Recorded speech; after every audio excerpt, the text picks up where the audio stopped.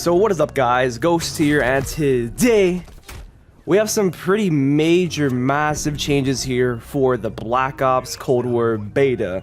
So Treyarch has tweeted out an entire massive update list of every little change that they've made to the Black Ops beta since the alpha.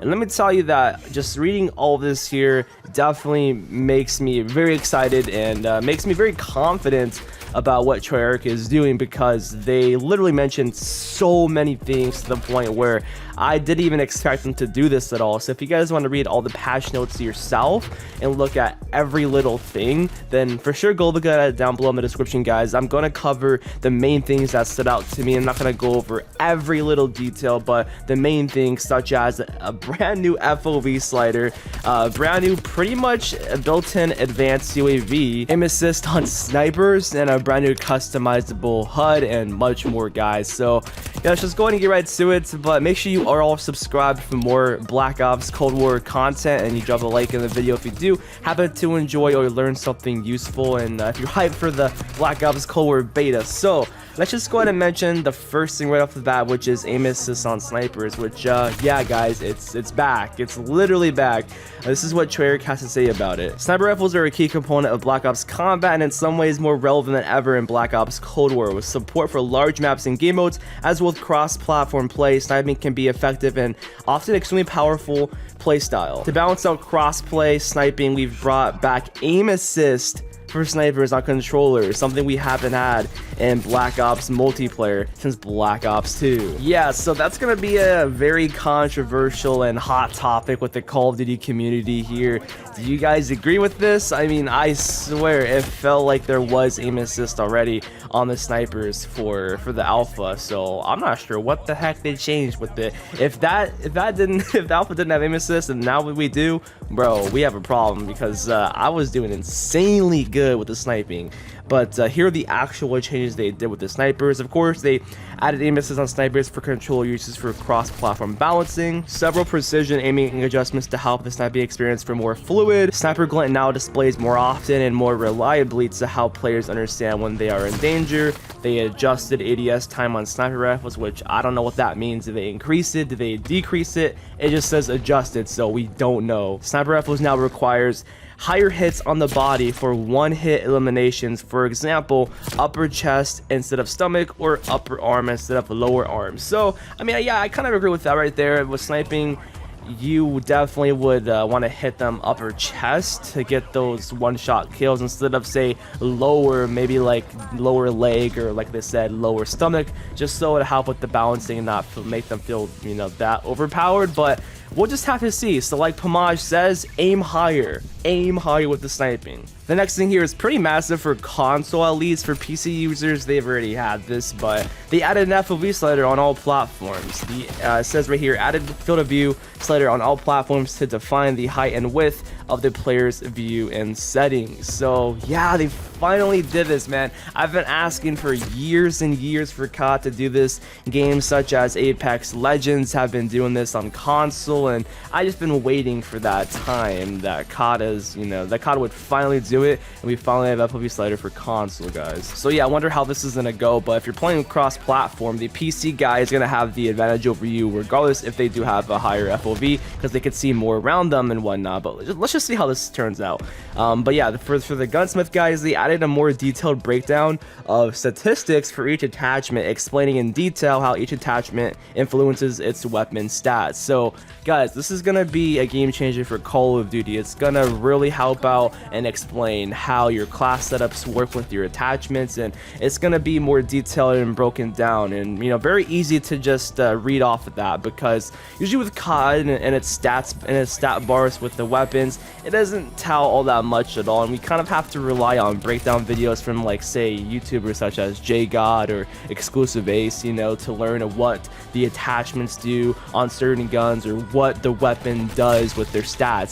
So this is a great thing. Hopefully this will explain things easier, so I'm excited for the new Gunsmith here in Black Ops Cold War. As for the UAV, guys, this is another massive change, not only for this game, but just for Call of Duty as a whole. Who knows if every COD after this will do this, but they basically made the UAV as a sweeping advanced UAV. Let me just read off what they said here. So first off, they adjusted the spy plane audio, thank God, because the volume of the pings whenever the spy plane would ping an enemy was so loud and it was very annoying.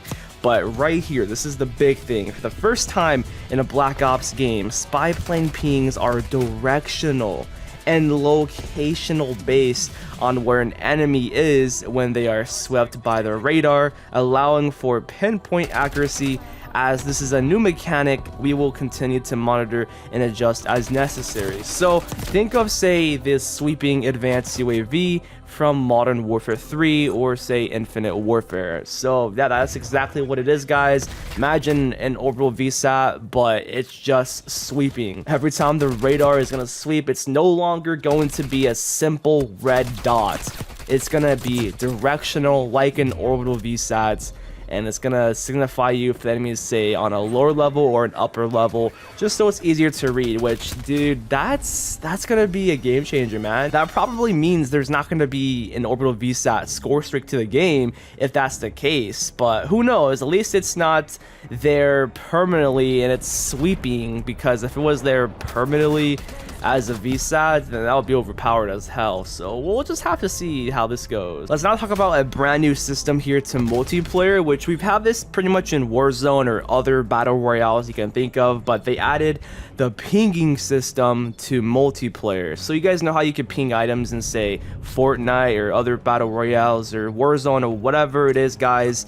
It says here, added locational ping system across all multiplayer modes, allowing players to ping objectives, loot, locations, and also enemies for teammates during a match using the D-pad left on controllers or Z on the keyboards by default. So this is going to be pretty huge, actually, and alongside with that, they added alternate button layouts like bumper ping and bumper ping tactical, all in the settings menu as well. So man, I'm very curious how this is gonna go, because with Call of Duty, we're not used to seeing just pinging different locations or objectives or the enemies. This is gonna make it very easier, like much more easier to actually find out where the enemies are and whatnot. I mean, I think it might be annoying if your teammates troll to use this, because I could see that how your teammate could just constantly press the pinging button and we think there's an enemy over there and there actually isn't. So I don't know, I'm definitely gonna see and notice a lot of trolling, but we'll see. We'll just have to see if this is very helpful or not. One pretty cool feature that I'm looking forward to is a customizable HUD. So they added HUD visual toggles, added the ability to toggle visuals for the compass, enemy and ally health bars, hit markers, crosshairs, player names, and button hints in the settings. And for the nameplates, they adjusted the rule set around when friendly player names would show to reduce instances where friendly nameplates would appear over enemies in certain situations, which I did notice that sometimes. But that whole entire customizable HUD where you could actually take off your crosshairs and the hit marker and even the freaking mini map and all those little things is actually something that is going to be pretty useful with Call of Duty, just customizing your own little experience here. I mean, I wonder if you could customize the minimap size or the kill feed size or the score streak selectable size. Like, I'm curious if you could do that. Probably not, but this is one step up to something better for the future of Call of Duty, because it's pretty cool how if the developers will let you customize your own gameplay experience to your own liking. Here's a very small change, but it's going to be very useful, definitely, and that's the hit marker audio. They added new sounds for fatal and non-fatal hit markers. So I would assume, say maybe for example, if you get a headshot hit marker, it's gonna have a different audio cue compared to where if you get a regular hit marker on, say, the leg or something like that. Like, that's actually very useful. Maybe they're gonna be doing that, how they're gonna have say a different hit marker sound for the chest, like the main torso area, and then maybe a different hit marker sound for the legs, and then like maybe the arms, or the lower arms. Who knows? Like, I'm curious on what that all means. Maybe it's that in depth, or maybe it's just what I said, just a different hit marker sound for like the head and Same with the bodies. So we'll just have to see, but I'm just saying this is going to be very useful for engaging in gunfights. Next up here, we're going to be talking about the score streak system and the various changes with it. This is going to be a very long section, so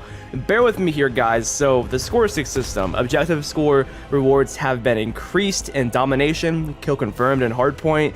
These changes will reward any objective player and do not require any reward objective streaking. So this is definitely a good thing here, because obviously with objective based game modes you're going to be getting more score, so it makes sense to adjust it for the amount of score that you get for a score streak, because you don't want score streaks spamming, but at the same time you kind of do want to get your score streaks in a balanced manner. So hopefully they adjusted it to the point where it's, you know, not that extremely difficult to get and it's actually obtainable. The next thing here is pretty big. They adjusted score streaks rewards to reduce score streak spam and make score streaks more rewarding. Players will need to go on higher streaks in a single life to earn top tier score streaks. The curve has been flattened out on the low end and ramps up quickly as players earn higher kill streak numbers, and they reduce score streak cooldowns to offset these changes and allow players to cycle through your streaks more often. So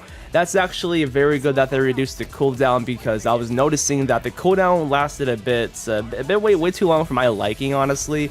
Because when I kept streaking up, obviously you can't put score to your next streak at all because of the stupid cooldown. It was just way too long. So that's definitely a good thing that they did that. I just wonder how big of a change, how much like they reduced or they increased the higher tier streaks like the chopper gunner, because just looking at it from, you know, us being brand new players to the game with the brand new system, it just looks like way too much score to get. Like, I kind of forgot. I think it's like 6,000 score or something for a chopper gunner.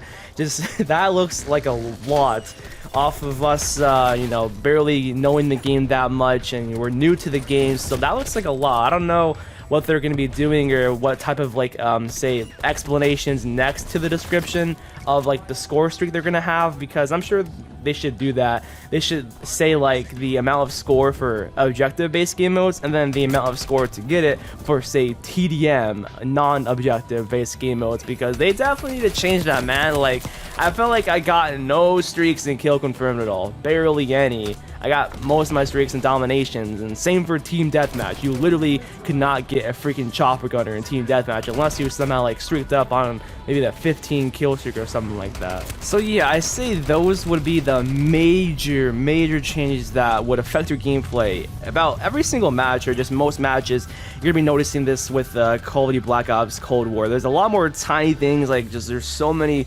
minute details that you probably won't even notice, and there's probably some other details that you will notice. So go definitely take a notice down below in the description, guys, clicking on the link to check out the entire patch notes by Treyarch themselves right there. So yeah, let me know your thoughts down below about everything here, all your thoughts on the changes from the sniper buff to the brand new UAV system and everything like that. And hope you guys all enjoyed the video. If you made it to the end here, comment down below Vaughn, David Vondahar, V-A-H-N, good old Vondy himself, FaZe Vaughn. Alright, I'll see you guys in the next one. Peace out.